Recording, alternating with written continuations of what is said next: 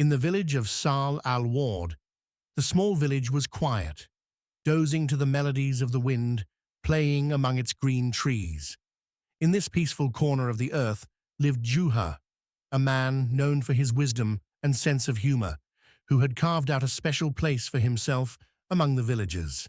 He owned a small beehive, his primary source of livelihood, where bees collected nectar from flowers to produce honey renowned for its exceptional quality.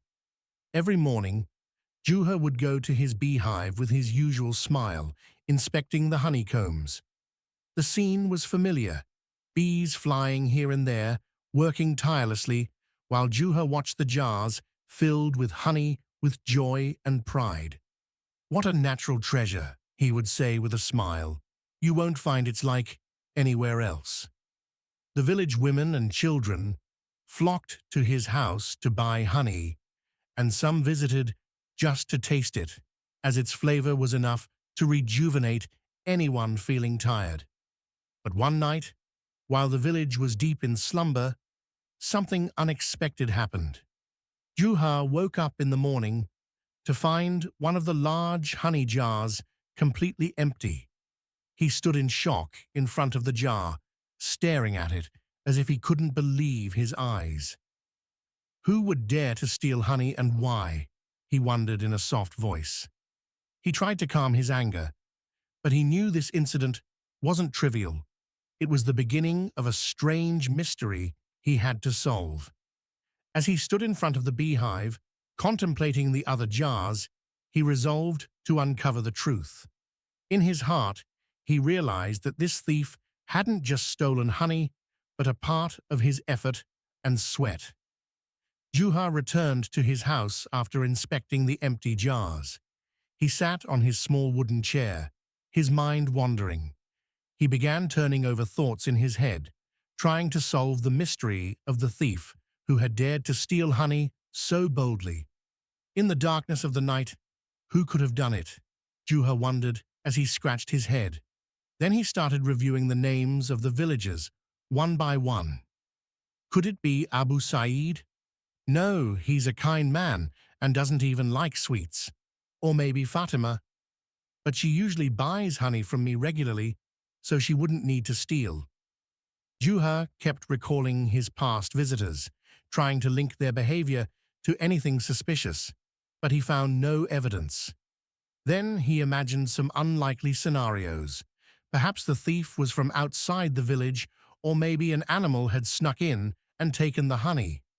But what animal could open the jar or break it? It must be a human. A clever human who knows the value of honey well, Juha said to himself, trying to narrow down the possibilities. Anxiety grew in his heart with every thought, for honey was not just food to him, but a symbol of his long effort and toil. He decided to be patient and wise, gathering more evidence before accusing anyone. That night, Juha couldn't sleep a wink. He stayed awake, wondering, will the thief return? And if they do, how can I catch them? This was how Juha began to realize that this problem wouldn't be solved easily and that he needed to be smarter than the thief to uncover the truth. He sat in the courtyard of his small house, thinking of a plan to catch the thief. He didn't want to make a fuss in the village, so he decided to start with a simple plan that might reveal the thief's identity without raising suspicions or causing a scandal. That night, Juha brought one of the full honey jars and placed it near the beehive in a spot where it could be easily seen. But he didn't stop there.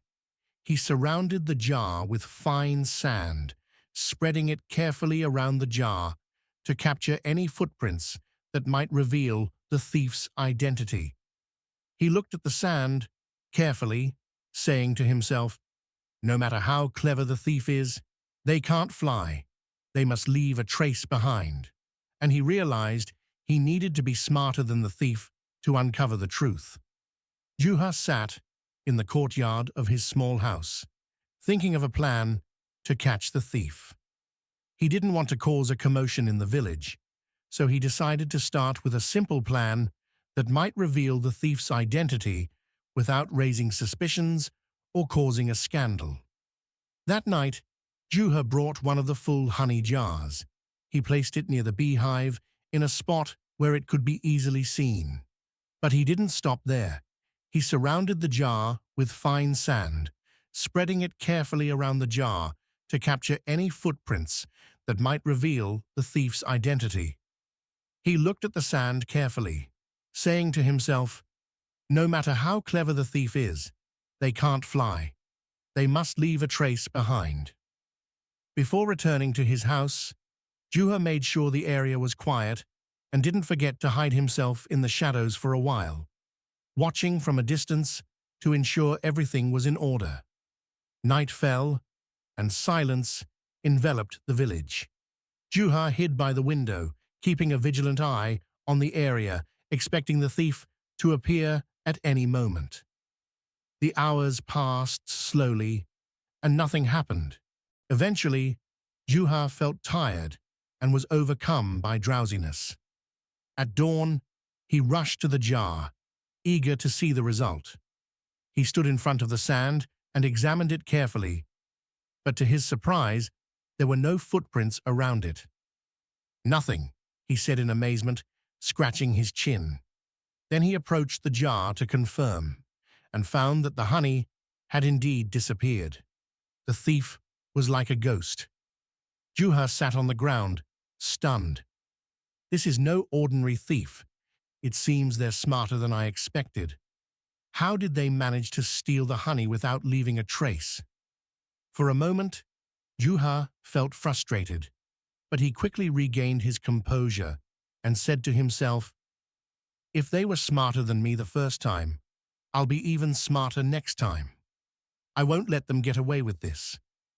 Juha decided to devise a new, more solid plan to uncover this thief, who was becoming more of a nuisance than he had anticipated. Juha spent his day wandering around the village, lost in thought about the thief, who had become a significant challenge for him. As he passed by the market, his ears caught a conversation among a group of children playing near one of the shops. One of them said excitedly, "Last night, I saw something very strange." Juha stopped in his tracks and stared at the child. His curiosity piqued. He approached quietly and said with a smile, "What did you see, little one? Tell me. I love strange stories." The child looked at him innocently and said, "I was awake last night when I saw someone moving between the houses, carrying something big on their back. It looked like they were heading toward the forest." Juha bent down toward the child and asked gently, "Were you close to them? Do you know who it was?" The child shook his head and said, "They were far away, and I couldn't see their face clearly, but they were walking quickly, as if they were afraid someone might see them." Juha felt a glimmer of hope. This was the first clue he could follow. He thanked the child, patted his head, and said, "You've helped me a lot. Maybe I can solve the mystery thanks to you." Juha headed to the outskirts of the village where the forest began, trying to piece together the information. He thought about the possibilities. If the thief was heading toward the forest, they must have a hiding place there, perhaps a hut or a secret den. This was the evidence he needed. Juha felt that solving this mystery was closer than he had expected. He decided to start a new search in the forest, determined to track down the thief and uncover their hideout. At the first light of dawn, Juha put on his cloak and hat and prepared to begin his journey into the forest. He took his wooden staff, which he always carried not only as a means of self-defense, but also to inspect the ground and move anything blocking his path. The forest was eerily quiet, with no sound except the rustling of leaves in the morning breeze. Juha walked cautiously, his eyes scanning the ground carefully for any clues that might lead him to the thief. As he walked along the narrow path between the trees, he noticed something shiny on the ground. He bent down to inspect it and found a small drop of honey. He lifted his head and looked around carefully. Then, the only sound was the rustling of tree leaves in the morning breeze. Juha walked cautiously, his eyes carefully scanning the ground for any clue that might lead him to the thief. As he walked along the narrow path between the trees, he noticed something shiny on the ground. He bent down to inspect it and found a small drop of honey. He lifted his head and looked around carefully, then continued walking, following the drops of honey that began to appear at closer intervals. "Ah, he must have been in a hurry," Juha muttered with a slight smile, as if sensing victory. It seemed the jar was heavy, and the thief hadn't noticed what they were leaving behind. The drops led him deeper into the forest, where the trees grew denser and the atmosphere darker. The only sound was the crunch of Juha's footsteps on the ground, covered in fallen leaves. After a few minutes of walking, he reached a deserted area. The place looked as if it had once been inhabited, but was now in ruins. Old crumbling huts and scattered tools here and there. Juha looked around with cautious eyes, searching for any movement that might indicate someone's presence. As he inspected the area, he noticed a jar lying on its side near one of the huts. He approached carefully to examine it and discovered it was one of his missing jars.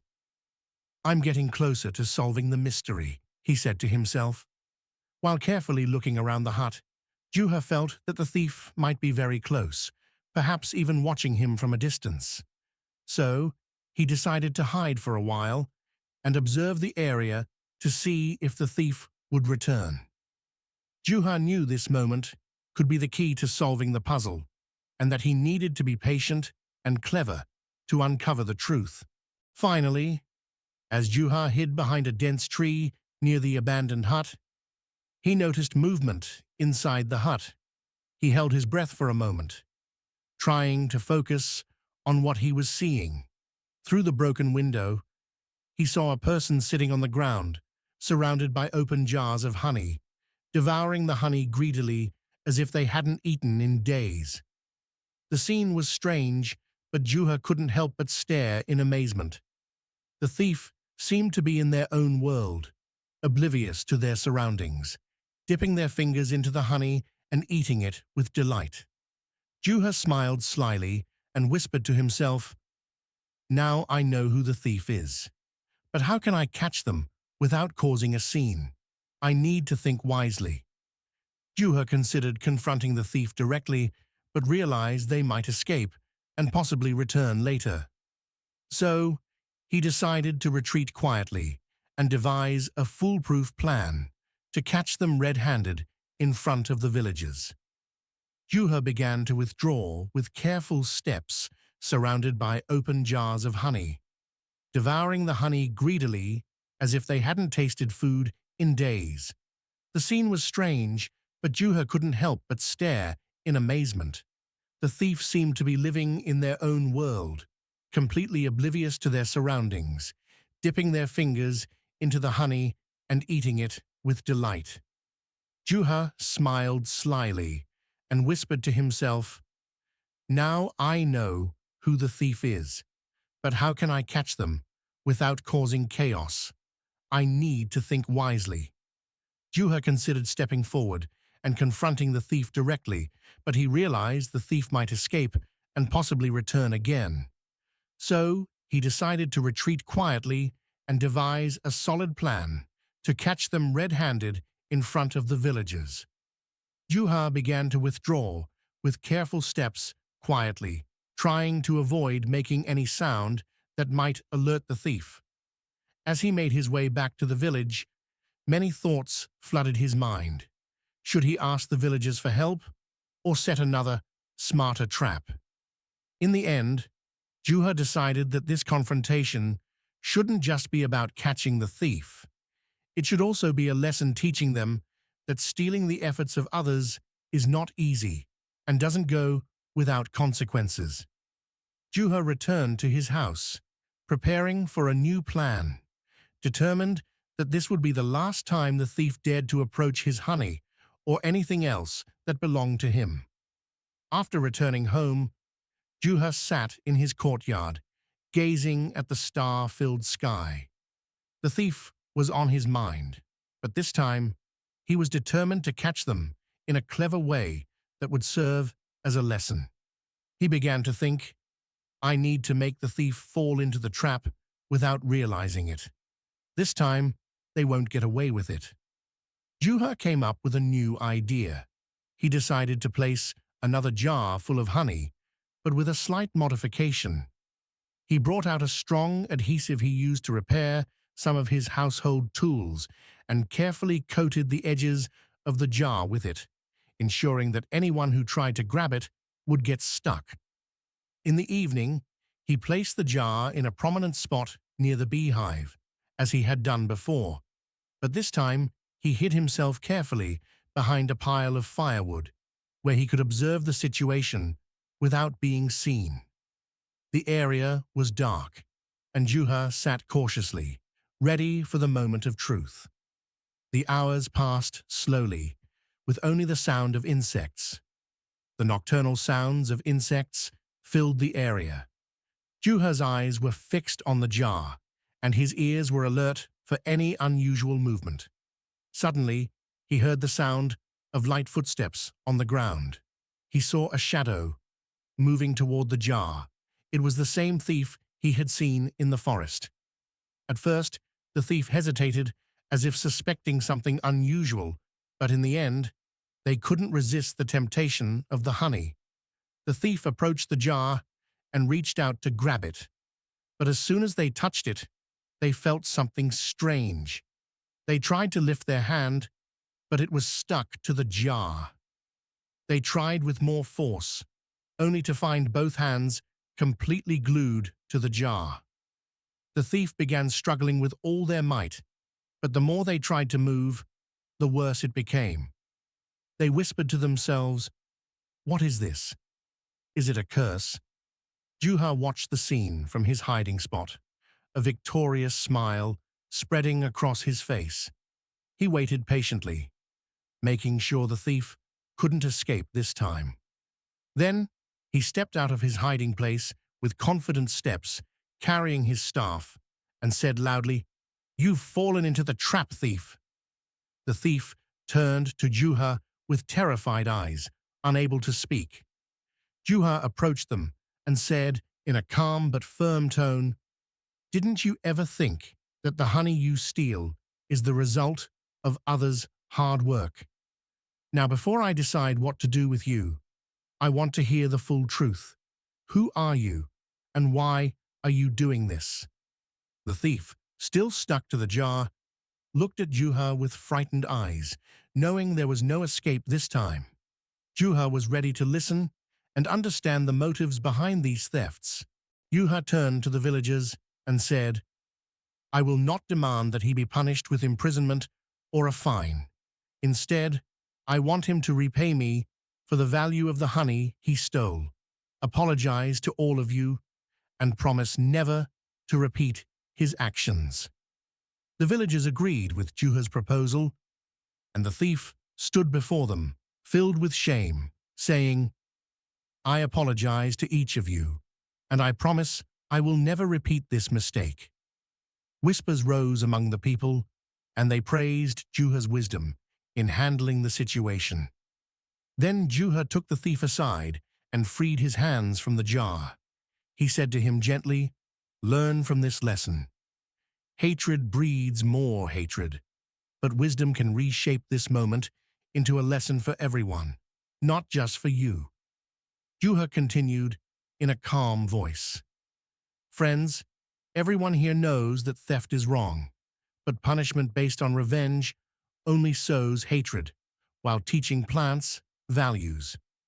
So instead of asking you to punish him, I've decided to give him a chance to learn." The thief was somewhat shocked, as he had expected Juha to impose a harsh punishment, but he found himself in a situation where he had to face the villagers' gazes, waiting for Juha's decision.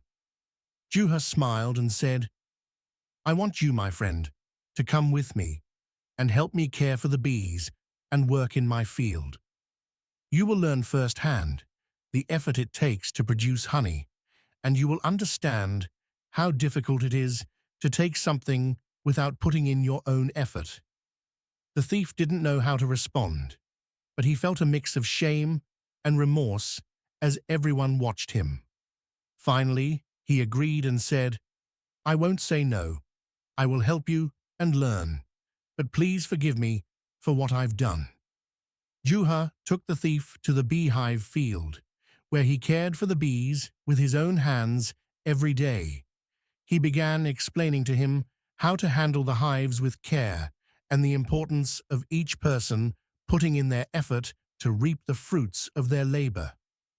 Juha said, patting him on the back, every jar of honey you take is the result of long hours of hard work. Bees don't steal honey, they work hard and are rewarded for what they sow.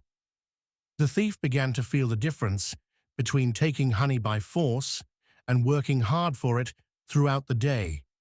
Juha showed him how to care for the bees and harvest honey properly, and they worked together in the field, planting some plants that the bees loved. By the end of the day, the thief was exhausted, but grateful. He looked at Juha and said, only now do I understand the value of hard work. I never appreciated this before. I apologize again. Juha smiled and said, the most important lesson isn't just about work, but about respecting effort and rights. Taking what you don't deserve doesn't fill your heart, but earning what you want through your own sweat brings true satisfaction. And so, the thief learned a valuable life lesson. This lesson wasn't just for him, but for everyone present, as they witnessed how wisdom and forgiveness could replace anger and punishment. Days passed, and the thief began working with Juha diligently and sincerely. At first, he felt lazy and frustrated by the hard work he had to do, but he soon began to notice the difference. He saw how Juha worked without complaint, and how every effort translated into real, tangible results.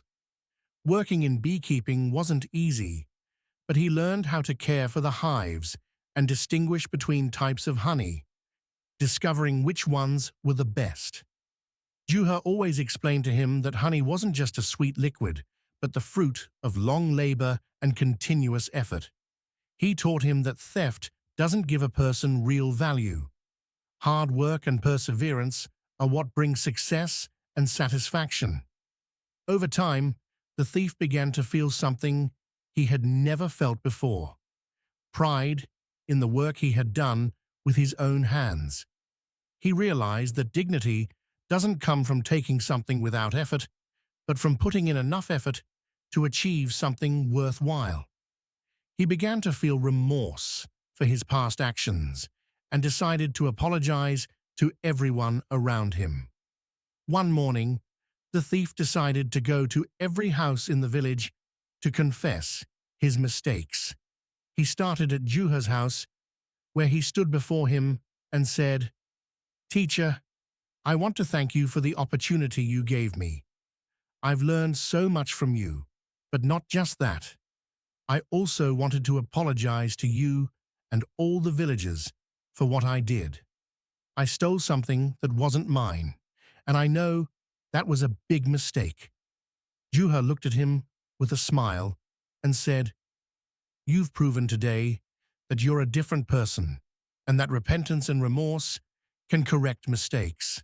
But more important than apologizing is continuing to walk the right path." The thief completed his rounds in the village, going to every house to apologize to its residents.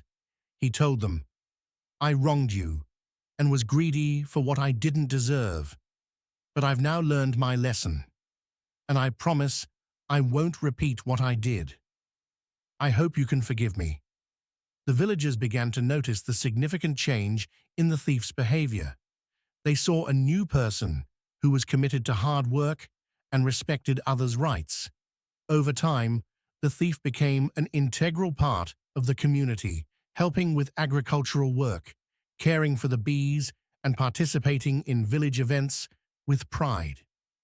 The thief became a close friend of Juha, assisting him with everything from beekeeping to cleaning the hives and selling honey in the markets. There was a beautiful collaboration between them, and the villagers witnessed this amazing transformation. As days passed, the honey Juha produced became more famous than ever. In every village, everyone talked about the quality of Juha's honey, which had become a symbol of honesty and hard work. Everyone learned from the thief's story that there is no shortcut to success, only the path that relies on effort, sincerity, and repentance. In the end, the story had turned into a living lesson about integrity, the importance of respecting others' work, and how repentance can bring a person back to the right path. And so, Juha and the thief lived a life filled with peace, friendship, and mutual respect in a quiet village where honey became a symbol of goodness, wisdom, and continuous effort. In one of the quiet villages nestled at the foot of the mountains, the villagers decided to appoint a new shepherd for their sheep. After a long discussion, they agreed that the right man for the job was Juha, not only because he knew the mountain paths well, but also because they wanted to add a touch of humor and fun to their daily lives. On a sunny morning, Juha stood before the villagers, holding a long staff and smiling confidently, while the flock of sheep behind him made various noises. Juha shouted, "Don't worry, people of the village. I'll protect your sheep from wolves, and I'll be happier every day." The people laughed, but some were skeptical, especially given Juha's history of strange pranks. Juha led the flock up the mountain to the lush green pastures. He sat under a shady tree, lazily watching the sheep. As he thought about how to pass the time, a funny idea occurred to him to entertain himself. Juha stood up and shouted at the top of his voice, "Wolf! Wolf! Help me! It's attacking the sheep!" Quickly, the villagers rushed up the mountain, carrying sticks and stones, running toward Juha. When they arrived, they found Juha lying on the ground, laughing loudly, while the sheep grazed peacefully. One of the men angrily said, "Juha, where's the wolf?" Juha smiled and said, "It ran away when it heard you coming. But thank you for rushing. You've proven you're true friends." The villagers were furious. The villagers returned to their homes, grumbling. The next day, Juha decided to try the same trick again. He shouted once more, "Wolf! Wolf!" This time, it's even fiercer.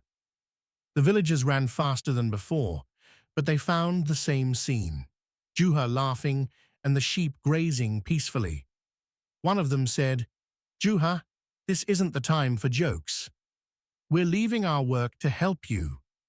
Juha, still laughing, replied, "But you've proven you're brave people. Thank you."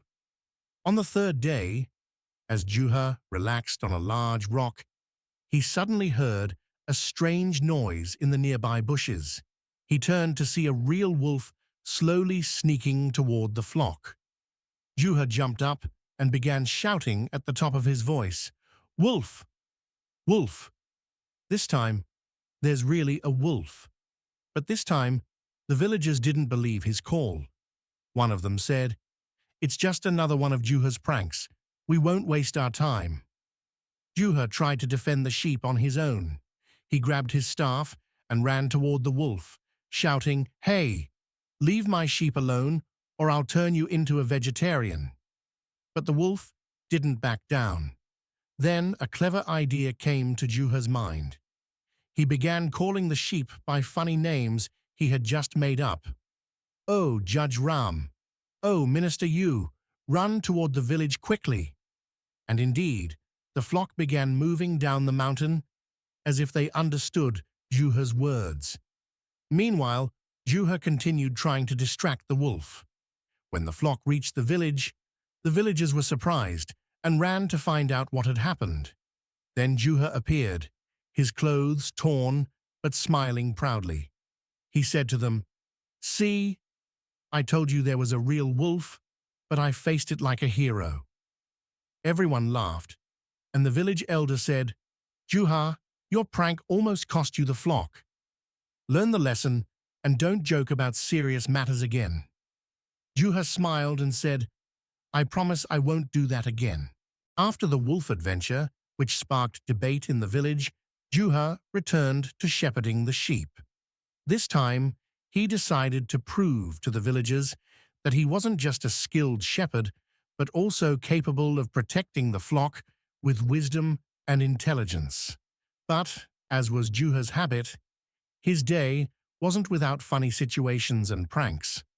One morning, while Juha was grazing the sheep in the pastures, he noticed that one of the ewes had thicker and shinier fur than the others.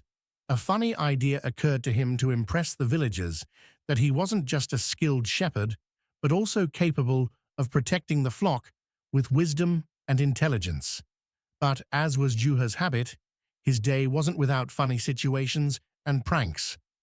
One morning, while Juha was grazing the sheep in the pastures, he noticed that one of the ewes had thicker and shinier fur than the others. A funny idea occurred to him to impress the villagers. He returned to the village in the evening, carrying that ewe on his shoulders and shouting loudly, "Oh, people of the village, come and see, I've found a golden ewe." The villagers gathered around him, amazed by what he was saying. One of them asked, "How did it become golden?" "Is this magic?" Juha replied with mock seriousness. "While grazing, I fed her special herbs that grow on the mountain peak. These herbs make the fur shine like gold." The story spread through the village like wildfire, and some villagers began demanding that Juha take their sheep to those herbs. But Juha, with a mischievous smile, said, "I can't feed all the sheep the same herbs. The mountain doesn't grow much of it, and I need it only for the golden ewe." The villagers laughed when they later discovered that Juha had washed the ewe with water mixed with a shiny powder he had bought from the market. A few days later, while Juha was grazing the sheep, he felt bored and decided to add some excitement to his day. He shouted at the top of his voice, "Oh, people of the village, the wolf is back." But this time, it's no ordinary wolf. It's a wolf the size of a donkey. The villagers hesitated at first, but some decided to approach cautiously. When they arrived, they found Juha standing next to a large rock, pointing at it and saying, "This is the wolf that just ran away. You couldn't catch it because it's faster than the wind." One of the men asked angrily, "Juha, how can a wolf be that big?" Juha replied with exaggerated seriousness, "It's the Wolf King. He sends the smaller wolves for training, but today he came himself to warn me." The villagers left, furious, but the children in the village laughed all day at Juha's strange stories. As Juha sat relaxing under a tree, the real wolf appeared again. But this time, it wasn't alone. It was accompanied by a smaller wolf, as if they had decided to take revenge. Juha saw the two wolves approaching the flock, so he quickly jumped up and shouted, "The wolf! This time, I swear it's real." But no one believed him, as they thought it was just another trick. Juha had to think fast. He looked around, and then an idea struck him. He grabbed a small drum he had brought with him and began beating it loudly, making strange, loud noises. Then he shouted, "Oh, wolf, beware! I've summoned the spirits of the mountains to protect the flock." The two wolves paused for a moment because of the strange noise, then felt afraid and decided to retreat. When Juha returned to the village with the flock safe and sound, the villagers asked him about the commotion. He replied, "I've invented a new technique to scare off wolves. It relies on music and noise. In the end, the village elder decided to send 2 young men with Juha to guard the flock, fearing repeated wolf attacks. But Juha, with his humorous personality, always found a way to turn days in the pastures into funny adventures, whether through pranks with the wolves or the fantastical stories he told the 2 young men. After the previous incidents, the villagers were convinced that Juha had strange ways of dealing with wolves, but that didn't stop them from sending 2 young men with him to guard the flock. These 2 young men, Salim and Hashim, were ambitious and eager to show their bravery, but they didn't know that being with Juha would put them in unforgettable situations. One night, as Juha and the 2 young men sat around a fire on the mountain peak, they heard the sound of faint movement among the trees. Salim whispered, "It seems like a wolf is approaching," but Juha calmly took a piece of bread and began eating, saying, "If it's a wolf, let's talk to it." The 2 young men were shocked and said, "Talk to it? Have you gone mad?" Juha smiled and said, "Wait and see." The wolf approached cautiously, but Juha stood up and pretended not to see it.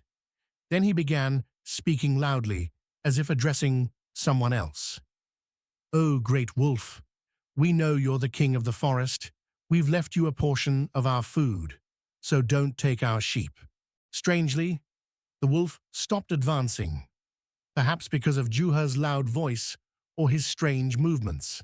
Then it turned around and disappeared into the trees. Salim said in amazement, "Is this magic?" Juha laughed and said, "The real magic is tricking your opponent without putting in much effort." The next morning, Juha decided to tease the 2 young men while herding the sheep. He said to them, "Have you heard about flying sheep?" Hashim laughed and said, "Flying sheep? What nonsense!" Juha replied seriously, "I have one special sheep that can fly short distances when scared." Salim, who was more curious, said, "Show us this sheep." Juha pointed to a small sheep standing nearby and asked them to catch it and tie it to a long rope. While the 2 young men were busy with the sheep, Juha tied the other end of the rope to a nearby tree. Suddenly, he shouted, "Wolf! Wolf!" The sheep jumped in panic and began running in circles around the tree, making it look like it was hovering in the air. Juha shouted, laughing, "See? I told you it could fly." The 2 young men laughed until tears streamed down their faces, and that day became the talk of the village. Juha and the 2 young men returned to the village the next day and told the story to the villagers. The people laughed at Juha's strange methods, but realized that he always found a way out of trouble. The village elder said, "Juha, it seems your tricks are more effective than any other plan, but please, don't make the wolves think we're the ones who are afraid of them." Juha laughed and said, "Don't worry, the wolves now know that the shepherd here isn't like any other." After a series of adventures with the wolves, Juha felt the need for a change of scenery and wanted to prove to the villagers that he could be an exemplary shepherd even in ordinary circumstances. But Juha's humorous and creative nature made him create funny situations even without the need for wolves. One morning, the village elder asked Juha to count the sheep carefully to ensure none were missing. Juha agreed enthusiastically, but decided to impress the villagers in a new way. He gathered the villagers and said, "Today, I'll show you how to count sheep quickly and efficiently, as taught in universities." Then he began pointing at the sheep, saying, 1, 2, 3, tonuru, nutru, yiribadu. One of the onlookers said, in surprise, "But Juha, that number is much larger than our actual flock." Juha, waving his staff, replied, "Don't we have lambs?" The man said, "Yes." Juha asked, "And don't we have ewes?" The man said, "Yes." Juha smiled and said, "Well, I counted their shadows too, because the shadow always stays with them. The onlookers laughed, and the village elder said, Juha, we need a shepherd, not a philosopher. As Juha led the flock to a new pasture, he came across an old wooden bridge, crossing a small stream. Juha decided to test the bridge first before letting the sheep cross. He walked cautiously, but suddenly he heard the wood creaking. He stopped in the middle of the bridge and said, "Oh, bridge, if you can't handle my weight, how will you handle the sheep?" Then he thought for a moment and decided to lighten the flock's load to cross safely. He asked the sheep to cross one by one, but the problem was that the sheep didn't understand him. Suddenly, Juha decided to play the role of a military commander. He grabbed his staff and shouted, "Oh, soldiers of the flock, prepare to cross one by one." Strangely, the sheep began crossing the bridge in an orderly fashion, as if they understood his commands. Juha crossed the bridge with them safely and said, "Even bridges respect flock leaders." When Juha reached the pasture, he sat under a large tree to rest. He noticed that one of the village dogs had followed him and was watching the flock. Juha decided to make this dog the official guardian of the sheep. He called the dog and said, "Welcome to your new job, O great sheep guardian." Then he made a crown out of grass and placed it on the dog's head, saying to the sheep, "This is your new leader. Listen to him and don't disobey his orders." Strangely, the dog took its role seriously and began barking whenever a sheep tried to wander away. Juha laughed and said, "If I had known a crown gave this much authority, I would have made one for myself long ago." While the flock was grazing, Juha noticed that one of the lambs was trying to climb a small tree near the river. Juha stood, watching the scene, and laughed, then said, "You're the first lamb in the world who wants to become a bird. But be careful. Birds are held accountable for their nests." But the lamb didn't stop, so Juha decided to encourage it. He shouted, "Oh, brave lamb, if you succeed, I'll grant you the title of King of the Sheep." Strangely, the lamb kept trying until it reached a low branch. Juha laughed and said, "Now you're the first lamb to sit on a tree throne, but don't forget you need to come down too." Juha used his staff to help the lamb climb down safely and joked, "You're the hero of the flock today, but don't teach this trick to the others." When Juha returned to the village, the children greeted him enthusiastically as usual and asked him about his adventures. Juha sat among them and began telling them about the flying lamb, the strange bridge, and the guardian dog. While Juha was sitting under a tree with his flock, one of the village youths approached him and asked, "Juha, after all these years, what's the most important thing you've learned from the sheep?" Juha thought for a moment and then said, "I've learned not to follow the flock unless I know the way, and that sometimes the smartest solutions are the simplest. But the most important thing I've learned is not to be afraid to laugh, even in the darkest of times."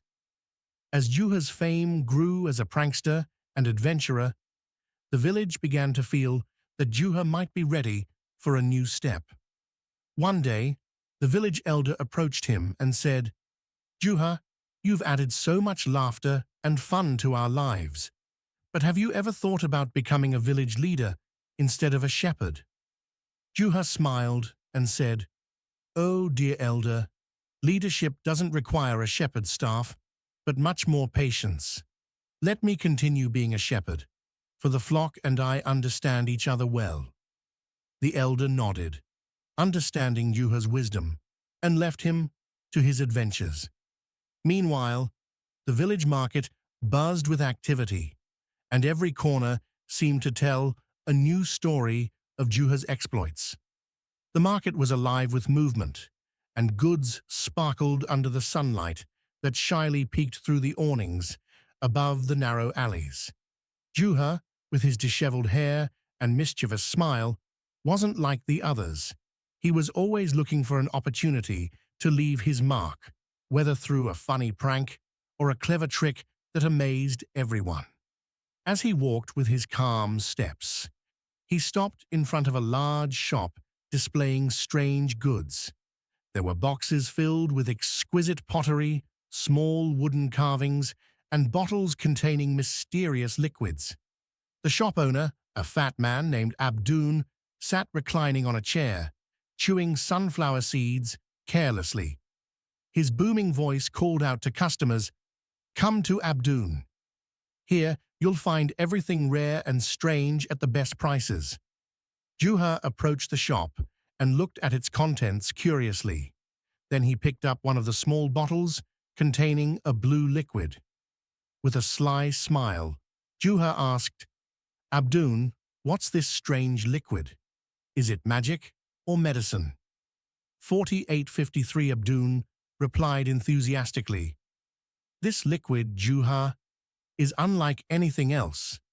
It makes the drinker smarter, more attractive, and it's said to bring good luck."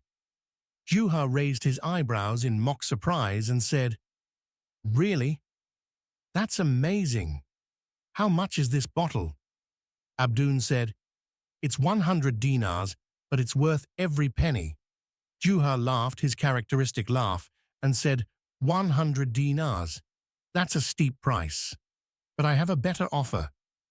Abdun looked at him suspiciously and said, "What's your offer, Juha?" Juha confidently replied, "I'll try the liquid in front of everyone here. If what you say happens, I'll pay you double the price. But if nothing happens, I'll take the bottle for free." The crowd gathered around the shop after hearing Juha's words, as his proposal had piqued everyone's curiosity. They knew Juha wouldn't attempt something unless he was confident of success.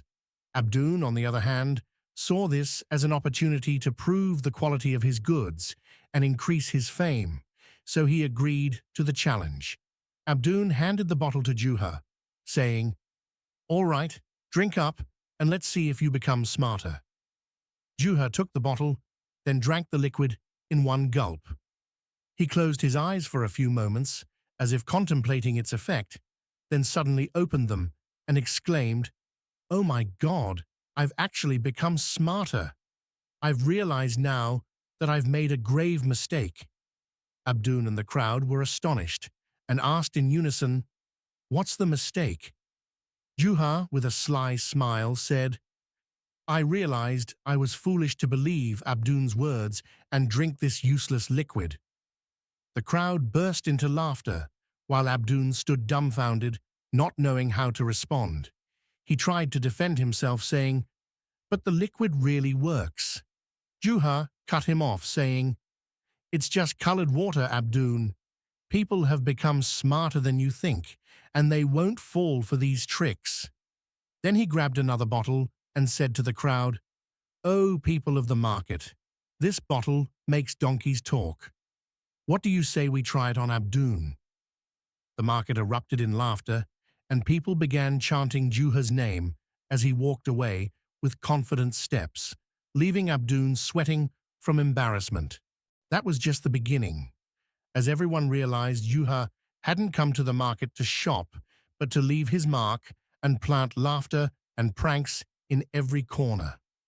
After the exciting prank on Abdun, Juha continued his tour of the city market. The crowd was still laughing and chattering about what had happened, but Juha wasn't planning to stop there.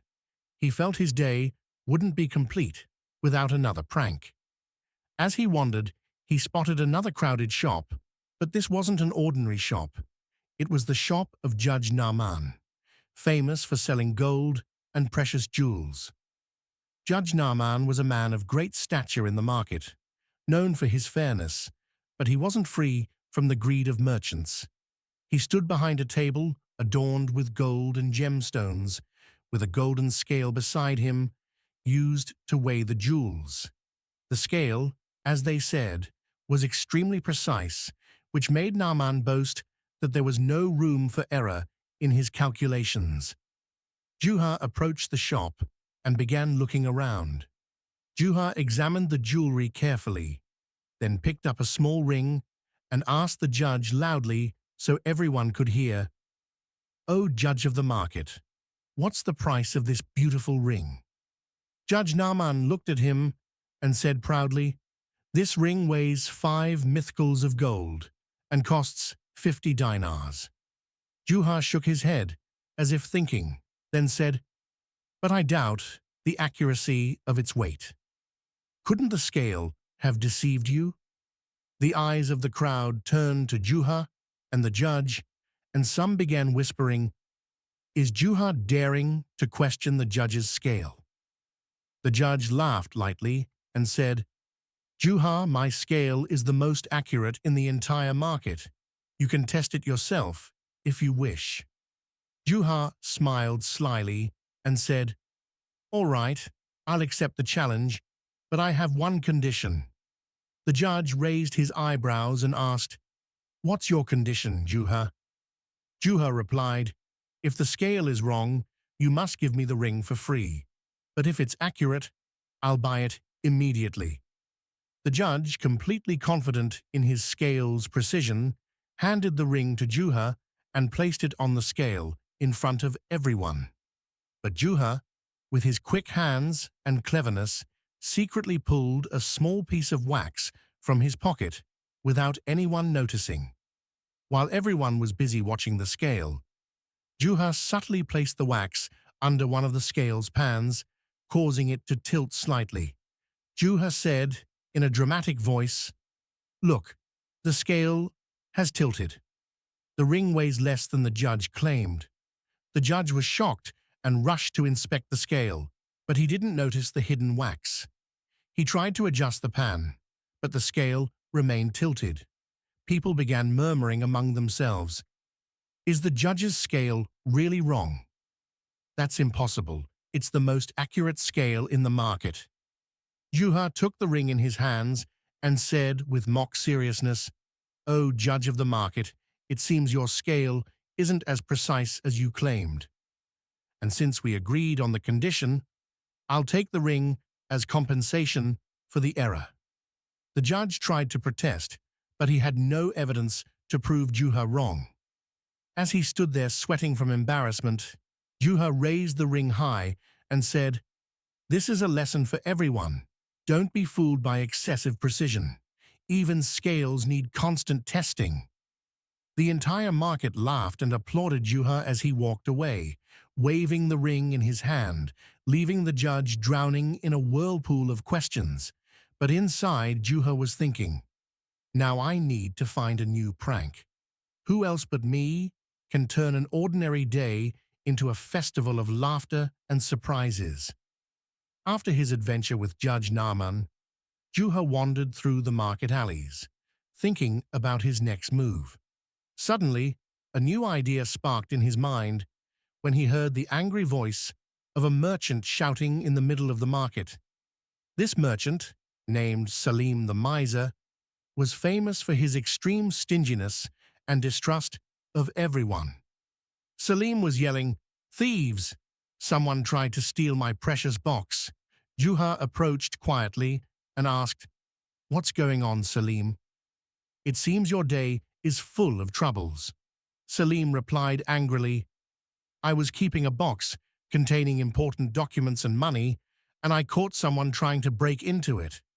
But now I need to move the box to a safe place." Juha looked at the merchant with a mischievous gaze and said, "Do you want my help? I'm famous for my cleverness and can help you protect the box." Salim laughed mockingly and said, "You? Help me protect my box? You're the last person I'd trust, Juha." Juha smiled and said, "As you wish, but I have an idea that might make your box extremely safe." Salim, curious, asked, "What's your idea?" Juha said, "We'll hide the box in a place where no one can reach it, but we'll make everyone believe it's somewhere else. It's a clever trick that will let you sleep peacefully." Salim thought for a moment, then said, "All right, What do I need to do? Juha replied, just follow my plan. We'll place the box in an abandoned storage outside the city, and I'll spread a rumor that you buried it in the large field behind the market. This will make the thieves search there while the box remains safe. Salim agreed immediately, as the suggestion seemed very clever. He carried the box with Juha, and they went to the abandoned storage, where Juha placed the box in a dark corner. Then Juha returned to the market and began wandering among the people, talking loudly to himself. Oh my God, I can't believe Salim buried his treasure box in the large field behind the market. He must have blind trust that no one will search there. People gathered around Juha, asking for details, but he only smiled and gave vague hints. Soon, the rumor spread through the market like wildfire. At night, a large number of curious onlookers and thieves headed to the large field, carrying shovels and pickaxes. They began digging everywhere, and whenever someone heard about a specific spot, they rushed to search for the box. Meanwhile, Salim stood in a corner of the market, watching the scene and laughing to himself, thinking he had fooled everyone. But he didn't realize that Juha had another plan up his sleeve. The next morning, Juha went to the market and found Salim boasting to the crowd, saying, "See, I made everyone search in a faraway place while my box is safe." Juha approached him with an innocent smile and said, "Really? So where's your box now?" Salim proudly replied, "It's in the abandoned storage, and no one knows about it." Juha smiled and said, "Are you sure?" Salim, shocked, went to the abandoned storage, took the key to the box from his pocket, and opened it in front of everyone, only to find papers inside. Salim froze and said, "What? Where's the money?" Juha laughed loudly and said, "The money? I replaced the contents of the box before we hid it and put it in a safe place. I won't mention where now. I just wanted to show you that stinginess can lead to even greater losses." The crowd burst into laughter as Salim ran after Juha through the market shouting, "Give me back my money, you trickster." Juha said to him, "Don't worry, I'll return your money tonight," leaving everyone in a wave of laughter and amazement. After the prank on Salim the miser, Juha disappeared from sight for a while to give the market a chance to calm down. But he soon returned with a new plan, and this time he decided to target a strange man who had come to the city carrying what seemed to be a fortune. The stranger, named Saka, wore luxurious clothes and appeared to be a wealthy merchant.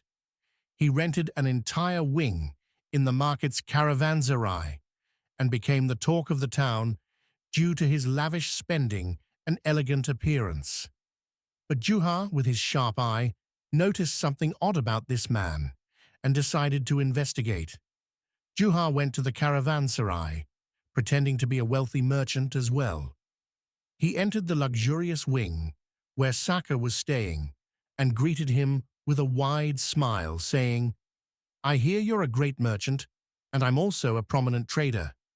I'd like to get to know you and offer you a deal you might not refuse." Saka smiled slyly and said, "Welcome. What's this deal you're talking about?" Juha replied, "I have a piece of land in the mountains rich in gold and silver. I'm looking for a partner to help me extract it, and I think you're the right man." Saka was surprised and said, "Land rich in gold and silver? Why do you need a partner?" Juha replied in a low voice, as if revealing a secret. "It's inherited land, and I don't have enough money to invest in it, but it's a real treasure." Greed began to creep into Saka's heart, but he tried to appear uninterested and said, "Do you have proof of what you're saying?" Juha smiled and said, "Of course, I have some samples of the extracted gold. You can see them for yourself." Then he pulled out a small bag from his pocket containing shiny, small pieces. Saka examined the pieces and his eyes gleamed with greed. "These are amazing pieces," he said. "All right, what do you want from me?" Juha replied, "I want you to invest 1,000 dinars and we'll split the profits." Saka, who wasn't planning to make a real investment, smiled and said, 1,000 dinars? I'll give you 500 now and another 500 when we start working." Juha immediately agreed and took 500 dinars from him. But Juha knew that Saka would try to deceive him later, so he decided to outsmart him first. The next day, Juha invited Saka to the mountains to start the work. He brought simple digging tools and some bags. When they reached a remote spot among the rocks, Juha pointed to a spot and said, Here lies the treasure. Let's dig." Saka began digging greedily, and Juha encouraged him from time to time, saying, "You're getting closer. I feel we'll reach the gold soon."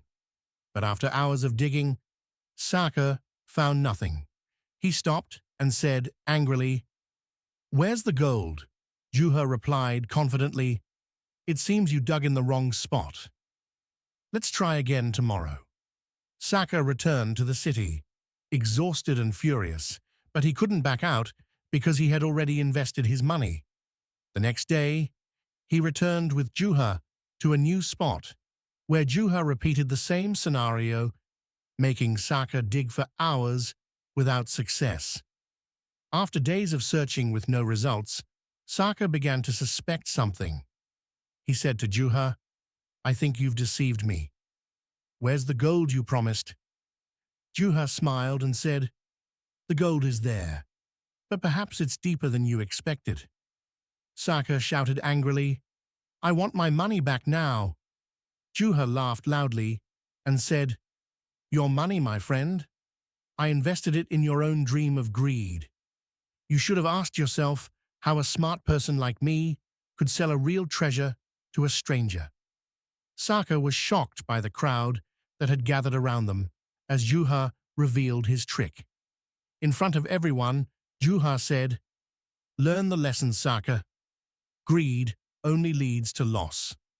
The crowd burst into laughter, and Saka realized he could do nothing but retreat in great disappointment. As for Juha, he left the market victorious as usual, searching for a new adventure to add to his long record of pranks. One day, Juha decided to test the intelligence of one of the city's most famous merchants. This merchant, named Naeem, was nicknamed the Clever Merchant due to his amazing ability to manipulate prices and his sales tricks. Naeem sold expensive goods and loved to present himself as a trade expert, someone who knew exactly how to maximize profits from every deal. But Juha, who saw himself not just as a competitor in trade, but also as a master of deception and pranks, decided to trap this merchant in a clever scheme.